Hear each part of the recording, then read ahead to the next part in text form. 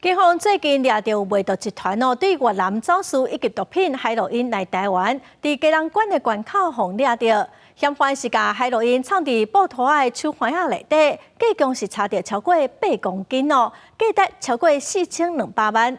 警方嘛抓到6个人上班。慢慢走出来。请对准面体督部特勤队大规模戒备，命令厝内底嫌犯唔当轻举妄动，避免这群人牵涉毒品走私。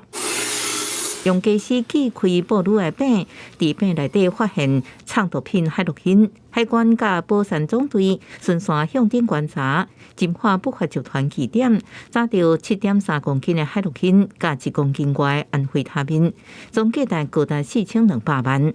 在逮捕过程中，因情况急迫且担心犯险销毁证据，专案小组随即请刑事局除暴特勤队协助破门攻坚。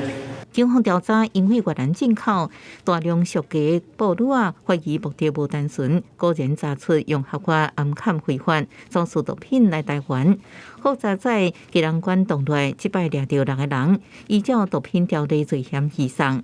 运输一级毒品的刑度是死刑及无期徒刑。海洛因是第1级毒品，照即卖法规，涉嫌制造、运输、贩卖无期徒刑作为上低法定刑，就算宪法法庭已经要求修法，甚至伫修法进程，应照判决意旨，看情节减刑刑度。啊，毋过即摆嫌犯被抓走私大量毒品，是毋是符合意旨？爱等后续司法审理。记者综合报道。